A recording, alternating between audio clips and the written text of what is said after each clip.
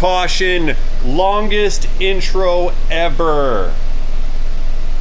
I do not know what I was thinking. Apparently yesterday I posted a video, late morning, early afternoon, depending on your time zone, and it appears that I had already posted that video. I have no idea how I managed to upload a duplicate, but I did it and I posted it. Now, I didn't take it down. I'm not going to take it down. The notifications already went out, so it is what it is. The damage has been done. So for anybody who was horribly negatively affected by my oversight, I offer you my most sincerest of apologies, and I certainly hope you continue your channel patronage from this point forward. Anyway, we're gonna move on today. I've got something very interesting. I thought this thing was a Chevy Aveo at first. It's close to an Aveo. This little Korean Econobox, I think it's made in Korea. This thing is a 2014 Chevrolet Spark. The itty bitty little electron mobile with an internal combustion engine. It is equipped with a 1.2 liter 4-cylinder. They just keep getting smaller and smaller and smaller. Now, we can see this car is in a little bit of a rough shape. It is 11 or so, 12, 13, whatever years old. I don't know, what year is it? 2025, 26? Who cares? It's an old car. It's been walked over by the cats. There's some raccoons. The Florida sun has done what the Florida sun does to clear coat. See that? It's peeling it right off like nothing, like a sunburn. It's even pulling off the vinyls. Well, anyway, this car is owned by what do you call it? Those buy here, pay here car lots. Those are the type of car lots that when let's say a dealership takes this thing in on a trade, and the dealer gives them, you know, $3,000 for their trade in on it. Well, the dealer is not going to frontline resell an older car like this or a higher mileage car. So those would typically go to a wholesaler, or they will go to auction, which will then be purchased by a wholesaler. Sometimes a wholesaler will buy it, bring it to auction, and then sell it to other wholesalers. Point being is that the dealership will not sell this thing, okay? So it ends up on the third-party secondary market. So you get those little pop-up car dealers, you know, they'll be on a street corner somewhere or an older building. Somebody will rent the thing out for 6 months. They'll all of a sudden populate it with a bunch of these types of things. They'll sell them as a buy here, pay here. Now what that means is that they are selling these types of cars on payments and on credit, and the car is normally not a candidate for a loan. So the bank won't give out a loan on a depreciated high mileage asset. The dealership's not going to give out a loan, and the lot that sells them, they're not going to finance the clientele that cannot get a conventional type of auto loan. Kind of. What they do, I call this predatory financing, is you're basically renting to own it, where you come in here, you give us your tax return check, that's your down payment, and then you come by and you pay me $130 a week, $150 a week, $250 a week, whatever, per week. That's where they get you. That's a lower number because we're conditioned to make payments in our mind monthly. So they get you by the week. So the idea being is we want you to make payments on this car until you give up. Then I come and repo the car, and then I just sell it again to somebody else and do the same thing. So there's an incredible amount of profit potential in dealing with that type of clientele. This vehicle right here is one of those types of vehicles. So what we're looking to do here is make this thing just good enough to sell. Okay, now this thing does not run very well. It does not drive. The guy's got a few complaints on it. The only thing I have, hang on, turn radio down, copyright. The only thing I've got listed on my complaint is customer states it downshifts and is jerky. Now the guy that brought this over here, he had the mass airflow sensor disconnected, and he said that the only way that the thing shifts correctly is if the mass airflow is disconnected. Now what that tells me is that when we disconnect that mass airflow, the ECM does not know what the engine is doing, how much air it's taking in. So it's going to default to a baseline set of safe parameters, meaning, hey, we're gonna fuel this much and that's all you get. We know this is safe. It's not gonna break the cat converter. It's not gonna blow the engine up. You're not gonna get good performance. You're not gonna get good horsepower. And consequently, the ECM doesn't really have a dialed in, locked in type of strategy for shift points. So you can get very erratic shifting when you have an engine control problem. So I'm thinking what's going on here is we've got some kind of electrical issue with this thing. We put it on a scan tool not long ago, and let me just kind of show you Look at all that. There's codes in here for days. P0102, that's mass airflow or intake air temp. 113, I think that's a camshaft type of deal. That 087, I don't know. 0800, I don't know. These U codes you see, those are communication codes between modules. B codes are going to be body codes. C codes are going to be chassis codes. And of course we have more B and more C codes. We have no DTCs in here for a transmission issue. There's no P700. So normally when the engine control module recognizes a transmission problem, it'll request a P0700, and that basically just states that the ECM wants to turn on the check engine light for a transmission related concern. It doesn't tell you what it is, doesn't tell you what happened. That's for the diagnostic technician to determine, but the P700 lets us know ECM says transmission has an issue. We do not have a P700 anywhere in this list. So I don't know if we've got a transmission issue or just this thing does not run right. There's got to be history with this car. There always is. They don't end up at buy here, pay here lots from auction for no reason. So what I want to do, we're going to try to drive this thing some. Let's see how it behaves. It doesn't even go in gear. Hang on, back up. Hang on. Maybe I had it neutral.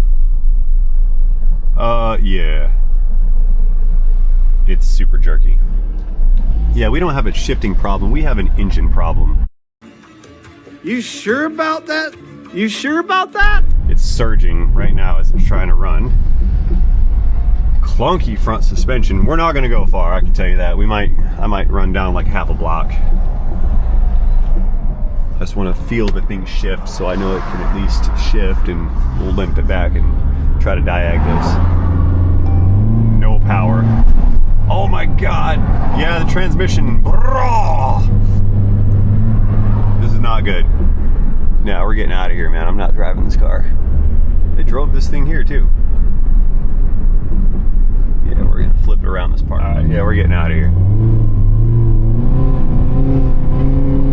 It's got nothing. Wow.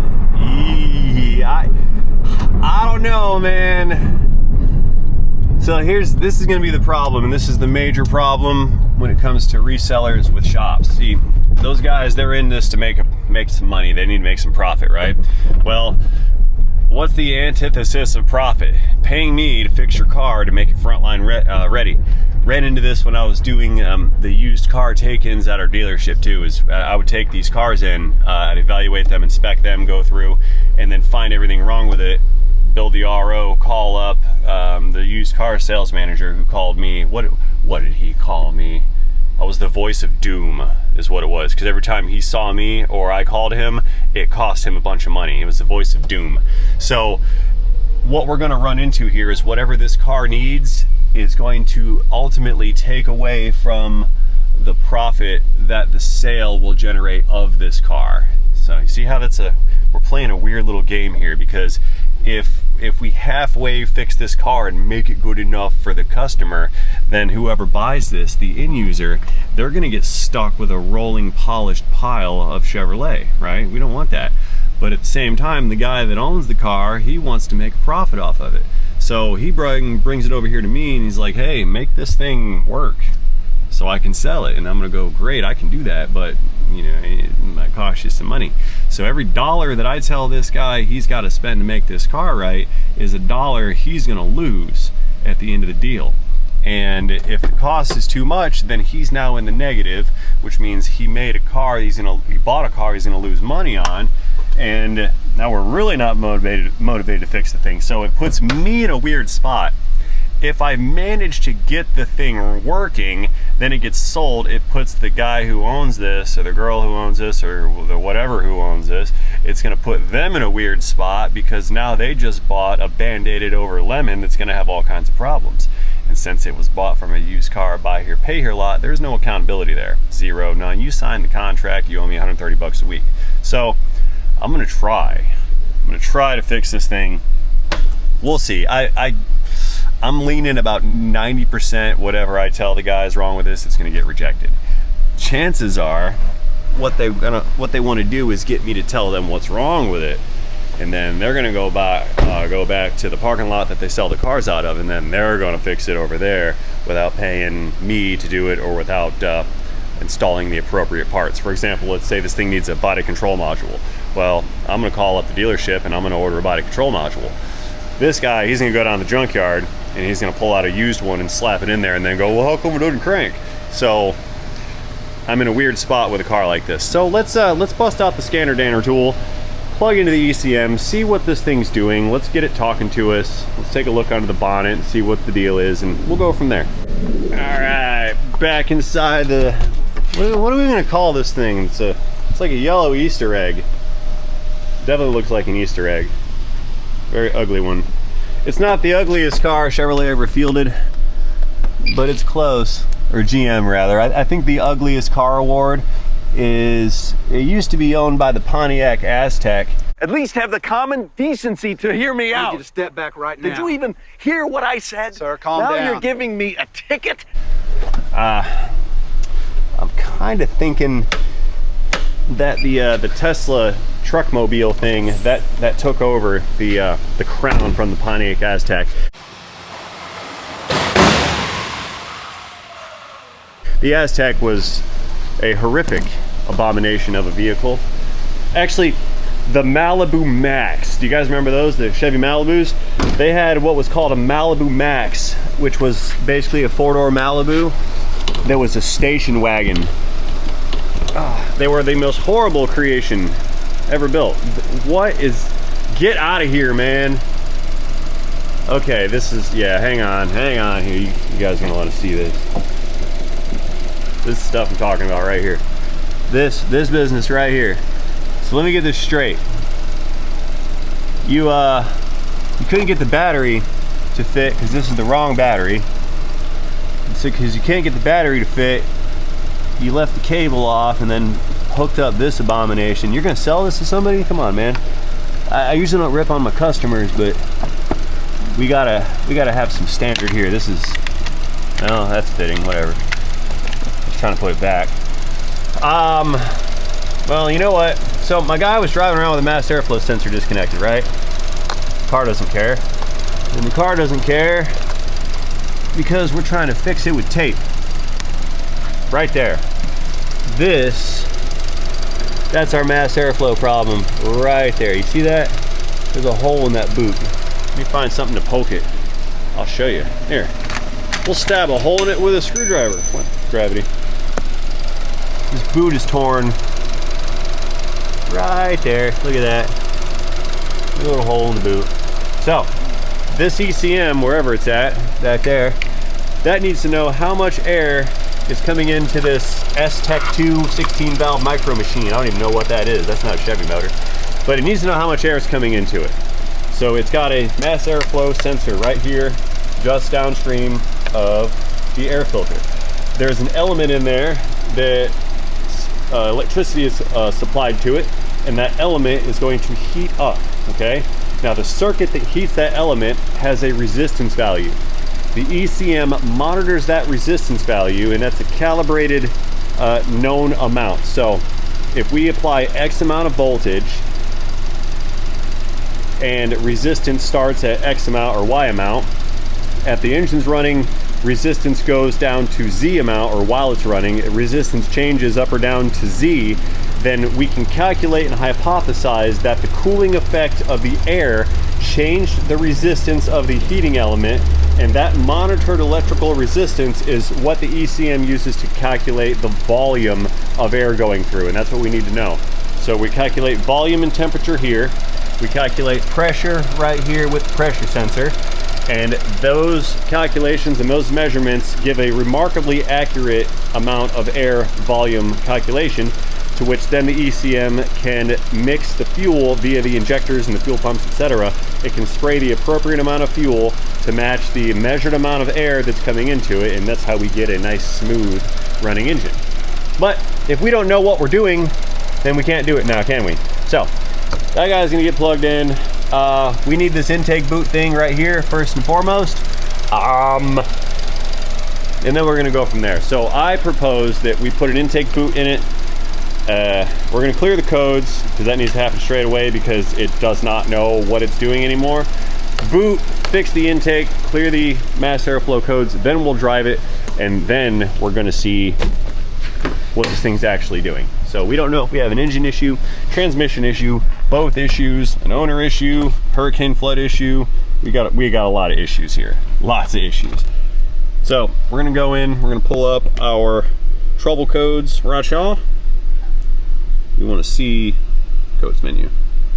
That flashy light business right there is driving me outside of my brain. That's, no, just no. Maybe 20 years ago that would've been cool, but it's a distraction, I don't want that. Turn it off.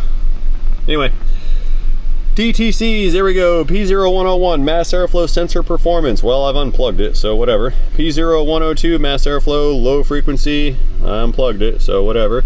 And P113, air intake temp sensor circuit high. I unplugged it, so whatever. So every code in the ECM has something to do with just that mass airflow. Let's go into the transmission section, see if there's just any codes in that menu. Now, I believe that the ECM also controls transmission function, but they're going to list it as transmission control module. Here we go. Transmission fluid pressure switch 3 system performance not passed since DTC cleared. P0871. So we have an engine issue and a transmission issue. Wonderful. Let's go document it. I'm gonna call the guy, tell him we need to put that little boot thing in, and we'll reevaluate it after that. Well, now look at here. One phone call to the Chevrolet dealership, and wouldn't you know it, my local Chevy dealership here in B-Town, Florida, happens to stock this random part for this random car that nobody ever bought. That's fantastic. I love it when parts are in stock. Real quick, let's do some scientific stuff before we throw this on. Let's prove, at least to somebody out there who's interested, let's prove that that boot tear is actually a problem. Let's prove as best we can. See, we're misfiring right now a little bit. I'm gonna go into engine data. Oh, we're still in TCM. Bear with me, folks. I'm so far ahead, I'm behind. We're in transmission module right there. Let's back it out. There we go, engine. That's what we're looking for, not transmission, engine. So we're gonna go data. We're gonna find the mass airflow data.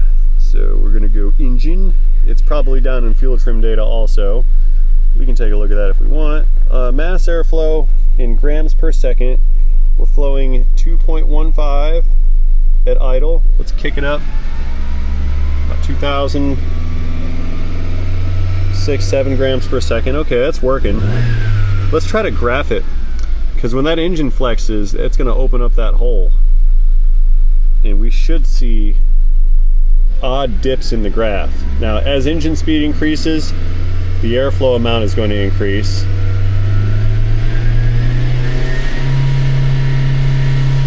See that one? We should be holding fairly steady. RPM's not going anywhere.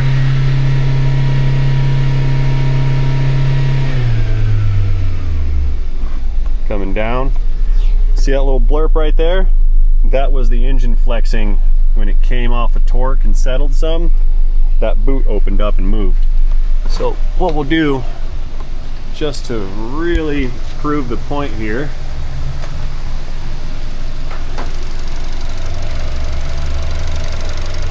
we're gonna watch this graph. We're gonna put a hole in it. Nope, not doing it. We need some more RPM. Let's go get my helpy help. Oh, there's some, look. It wasn't much because this graph has scaled. Watch this, we're gonna back out. We'll go back into it to reset the scaling, and then I'll manipulate that hole one more time. There it is, stabilization. Let's open it. There, look at that spike. Oh yeah, there it is, big old peak. So right now it's sealed again. So what we're doing is we're pulling air through the restriction on the filter. We lean into it and open it up. Big old peak should happen. There we go, there's our peak. Let's try it at RPM a little bit. Let me get my helpy helper my darling wife unit, Lauren, and she'll hold us some RPM, and then I'll engage the hole. Lord. Can I task you to make the engine go vroom vroom? Yes. Come. That's easy enough. Vroom vroom, I need you. We're doing science. Vroom, vroom. We're doing science stuff for science. Oh, science. I love science. I like science class. So go in there. This thing has got this little goofy digital tack right there. Oh, yeah. Hold me at like 2,000 RPM if you would. Gotcha. We just want to watch some graph action over here. Go ahead and bump it up for me. There we go. Now hold it there. You gotta hold it. Steady. Steady. Well, try it now. Yeah, hold it up. Right. I know it's a little unstable. Yeah, it's, hold on, let me. Just give it some I'm RPM. giving- Whoa, see, it's like, That's fine. it Just jumps. let it run. Yeah. If it wants to run away, let it go. Yeah, hold it right there. Oh my gosh, I can't. Okay, I'll try. There you go. Just hold it to the floor. Bounce it off the rev limiter for all I care. There you go. Alright, well, let's open it up. Actually, let's close it. Open. Yep, see, we're falling.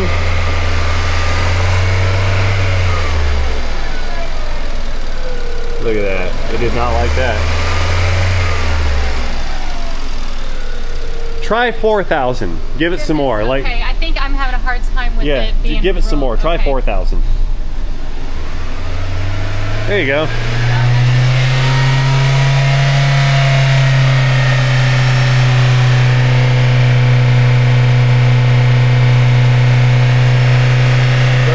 Let's open it up.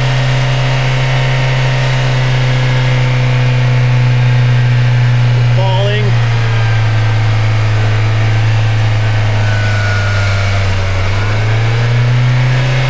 That'll do.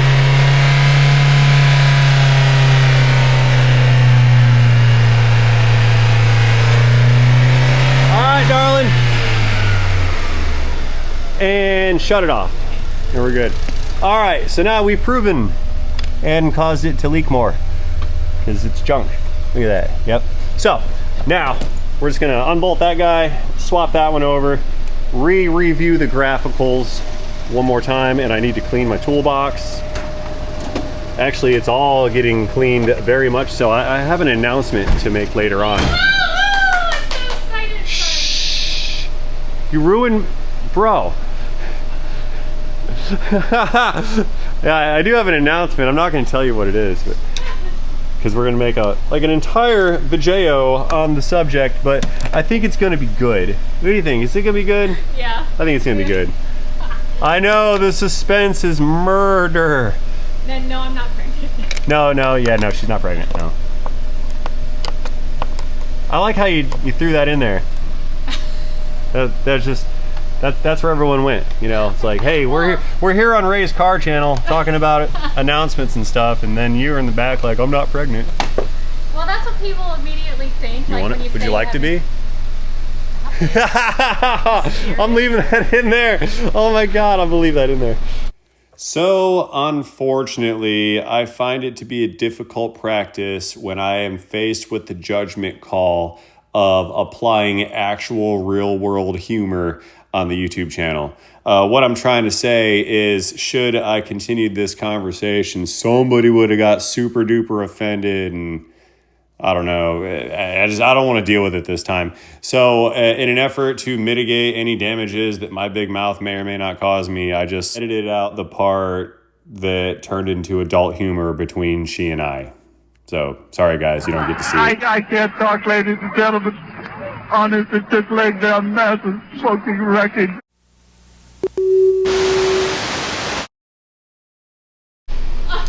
So there. Anyway, I think I have these things. Am I even working today, or what is this? No, we're not having a day. I know, right? We're having a good day. There's no work happening. There we go. I need some pliers.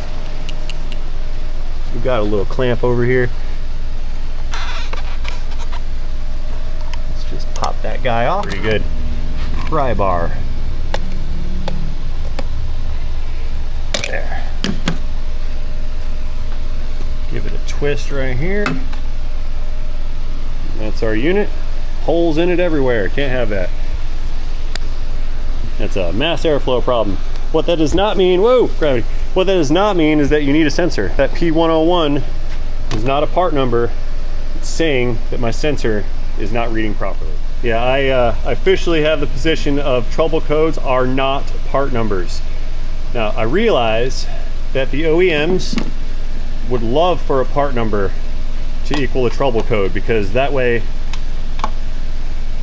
when their cars come in, it's a, hey, just replace this part. And it saves massive amounts of diagnostic labor on the dealership level. So they don't want us diagging our cars, they want the AI computerizers to do it for us. And then the rest of us just, we're reduced to simple parts changers. And that is not what we do. I mean, some people are parts changers, but those of us who take the profession as a profession,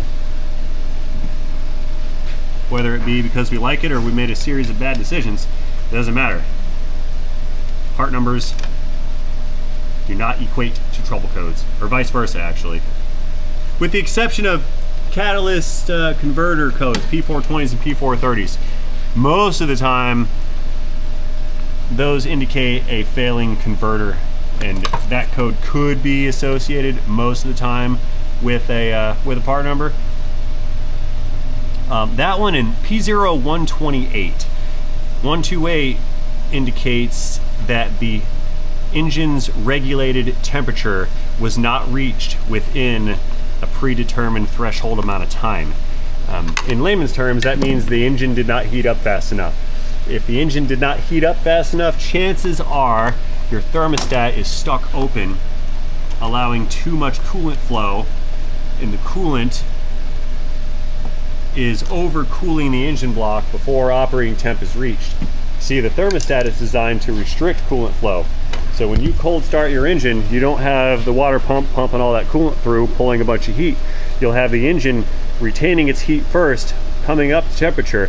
As it comes up to temp, it heats up the coolant, and then that thermostat slowly opens, allowing flow to begin. So it's going to regulate it and maintain the temperature. It's not just to keep it cool, it's there to maintain proper temperature.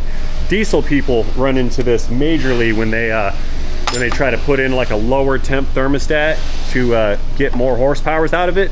The idea being is that the engine is running cooler, so there's less heat in it. Less heat transfers into less heat into the airstream, which then theoretically you get a more dense and oxygen-rich intake, therefore you can make more power.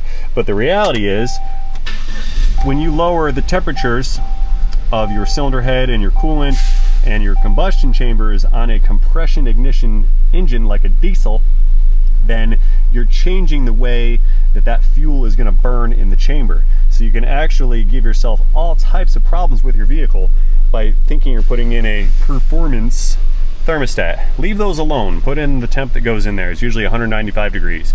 Everybody will be just fine with 195 thermostats. So anyway, we're running again.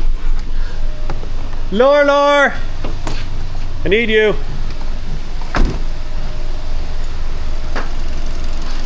Actually, there won't be much to see, and what am I doing? I don't need to go back out there again. Just lock me out. Because there's no hole for me to manipulate, right? So I don't know why I'm thinking. Okay, so engine running, our graph is back up, we're stabilized. Let's go ahead and give it some RPM. About 3,200 should do it. Let's try 35 now, we're 36. Trying to stabilize as much as I can.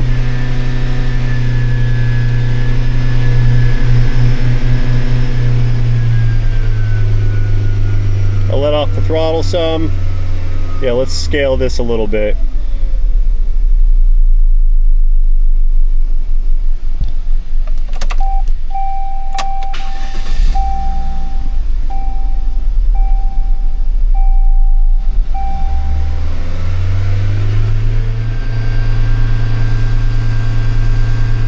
Come off the throttle. Nice, smooth transition down. Smooth transition back up. 4,000. We're at peak. Stable, and back down. This is pretty good. So now, let's go drive the thing. The light's off. Let's go drive the thing and see if it's gonna shift, because we do have that shift solenoid circuit issue in there. So we're gonna ride this thing around after clearing the codes. I'm gonna go in and clear them anyway because that transmission code's in there. We're gonna clear everything out, reset a bunch of stuff, as much things as possible, fuel trims, shift point, adaptive measurements and all that good stuff, or adaptive values. We're gonna do a bunch of resets, drive it, and see how it shifts next. Reversing the auto. Horn's broken, honks for safety. Backing up.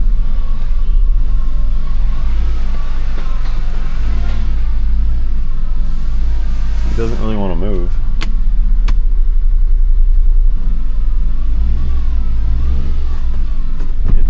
It's doing that not moving thing again.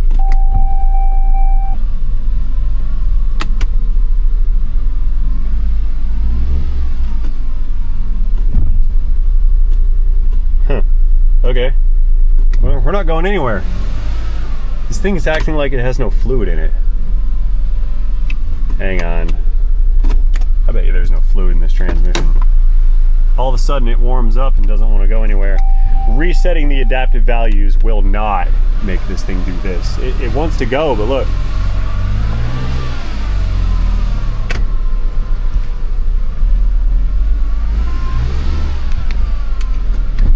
And I hear that pump in there making noise. Yeah.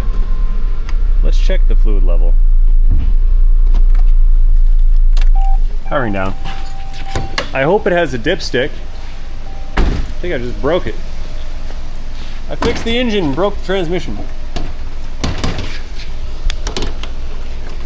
Now what? There we go. There's no way there's no dipstick. Okay, so I shut it off for a little while. Went and looked up the transmission fluid level checking procedure because this is a non-dipstick transmission. I've got the thing on the rack, and it had cooled off during that waiting period. As soon as it cooled off, I put it back in gear. It slammed into gear again and then drove forward. It drove in reverse. So the transmission is in fact capable of engaging the clutches. But we're gonna check the fluid level first real quick. Like, it's acting like, and it sounds like there's a low fluid situation. It may need a solenoid, it may need repair internally, I don't know yet. This is the preliminary figure out what we're gonna do with this car stage. So let's determine fluid level first. If fluid level checks out to be okay, then we can proceed with the diag procedure for the transmission code.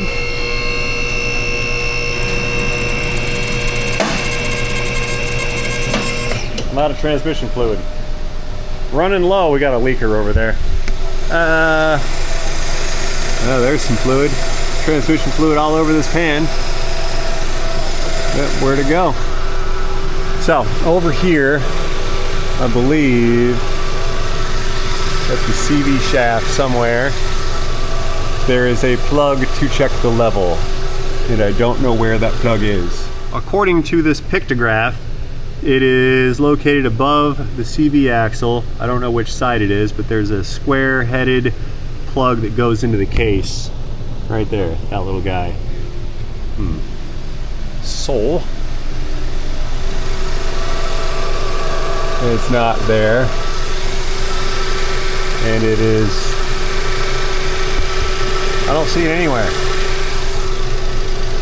That's not right. So I was looking up the picture for a manual transmission option. I went into my AllData and I typed in transmission fluid level check, and it had auto-populated for a manual, and I didn't notice. So I took a step back and realized the picture I was looking at was not matching up with the car that we were looking at.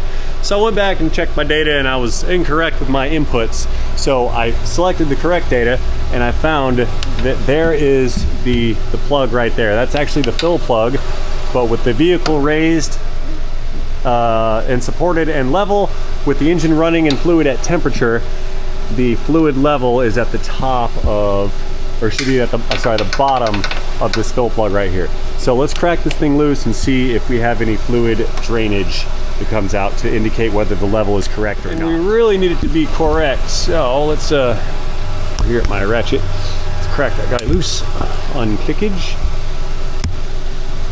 Now we should see a little bit of fluid want to run out of this plug once it's removed.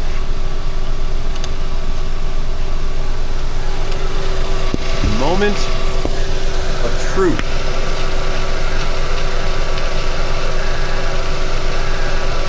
Oh, that's not looking good. Yeah, fluid level's full, but it didn't look good, did it? Let me get a cup. We're gonna take a little sample of it. Okay, I got a water bottle here with the top cut off. We're just gonna hold that right down here below that fill tube and pull the tube out, collect the sample. That fluid almost looked like it had water in it, and I don't like water in my transmission fluids. That's not how we want to do that. So if I can get this camera to stay put so you guys can see, it's ruining the action. There, that's all you get. Pop this out, collect a sample so we can analyze it scientifically for science. It looks like mud. It's not red.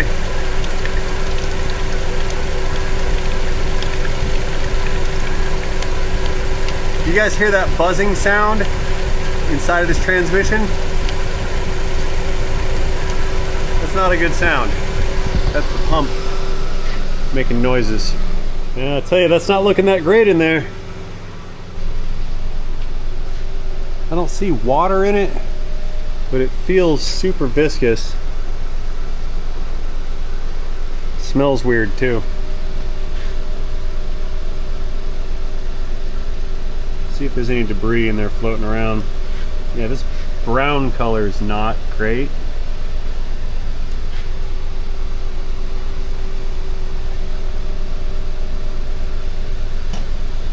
Any debris in there.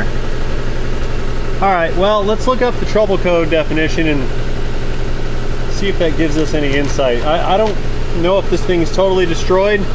I got an issue is they've been driving this car, and if you drive this with a pump that sounds like it's sucking in air, which this one sounds gurgly like it's pumping through air, you drive a transmission with a gurgly pump, you're gonna aerate your fluid. Your aerated fluid is going to cause lower line pressure because you're spewing a bunch of air through there, and that's going to reduce the holding capacity of your clutch packs. It's going to make your clutches slip.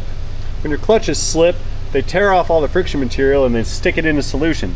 That's why we've got this weird off-colored, dark brown, burnt-looking type of deal here.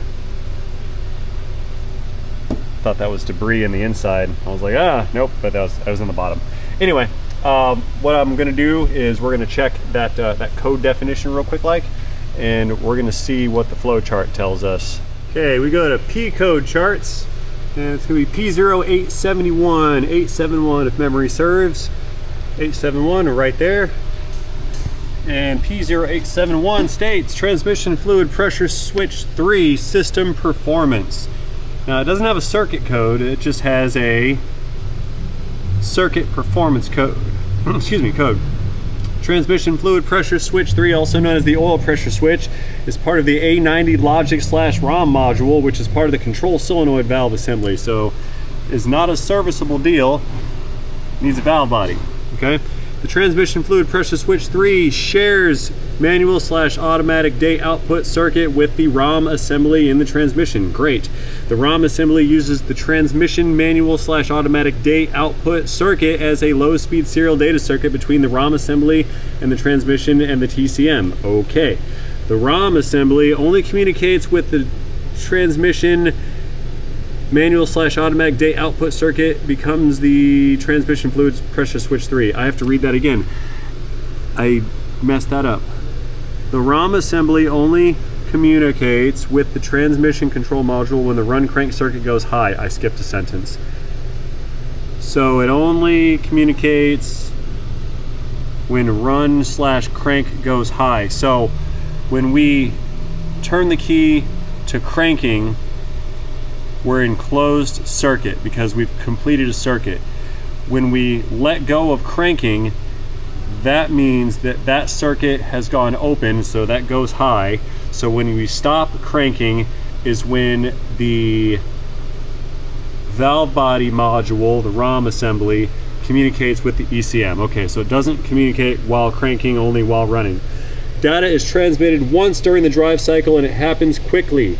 After that data exchange, the function of the transmission fluid pressure switch 3 is normally open. Okay. When the clutch is commanded on, the transmission fluid pressure switch 3 closes. The DTC sets if there's a mismatch between the TCM command position and the status of the switch. So the switch isn't working, that's what it's saying. So kind of scrolling through this flow chart, it gives me just a series of things to check. A lot of what we have to do here is verify that there's no other transmission related trouble codes. We diagnose those first. It wants we need to connect the scan tool and to monitor some pressures and temperatures and voltages and things of that nature. Run the vehicle through a set of gears. I'm paraphrasing all of this, of course. And basically it's wanting me to narrow down whether we have a valve body issue or whether we have a control module, which is the ECM issue. Those are pretty much our only two possibilities here. Is we've got a faulty solenoid in the valve body, and it would need a valve body replacement in the transmission, or the ECM is not recognizing the feedback from the valve body and the ECM is the problem. So all of this flowchart stuff, this is about 2 hours worth of diag right here. All this flowchart stuff is gonna have me determine through various testing methods whether it's gonna be the valve body or the ECM/TCM. Now, I got a problem with that. Problem with that is this. This is my problem with the flowchart. The circumstances surrounding this vehicle and knowing that the guy drove this thing in here, I'm not exactly confident that changing valve bodies is gonna be what this guy wants, because he was here for, I need that quick fix, you know? You can't chase the dragon forever and eventually it's gonna bite you. And this might be one of those kind of situations. What I'm gonna do is I'm gonna have to call my guy up and let him know, look, there's an extensive diag procedure for me to tell you exactly what's wrong with it. But skipping past all that, it's either gonna need a valve body or it's going to need an ECM. But my problem is this person has been driving this car around. I know they've been driving it around because they drove it in here. They've been driving this car around with this condition, slamming in and out of gear, barely moving, slipping clutches. We saw that fluid. I feel that they have burnt up this transmission by operating it with all of these faults that it had. I'm pretty sure that they hurt the trans.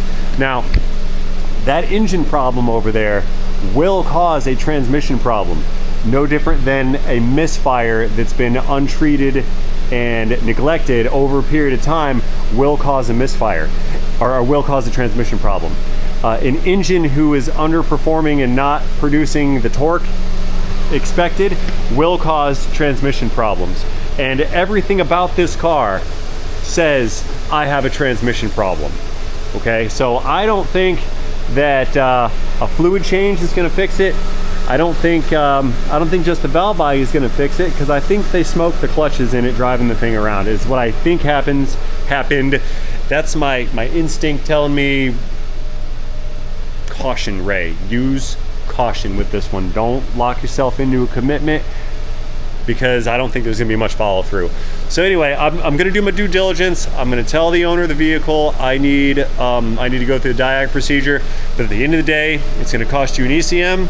It's gonna cost you at the bare minimum a valve body and some fluid, or we need to pull that transmission out and have it rebuilt. So if any of those options are not in this guy's wheelhouse, then we're gonna have to abandon future repairs on this Aveo thing, Chevy Spark, that's what it is.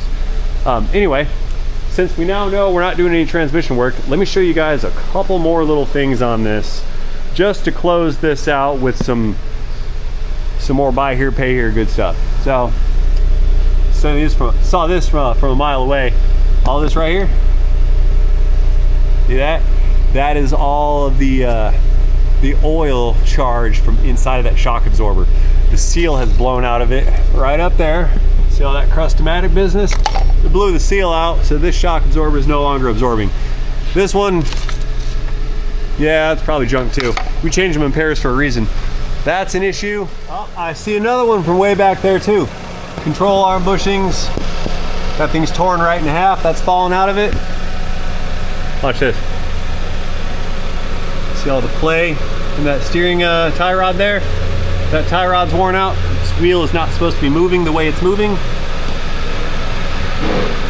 It's subtle and it's hard to see on camera, but that motion is a big deal when it comes to tire wear.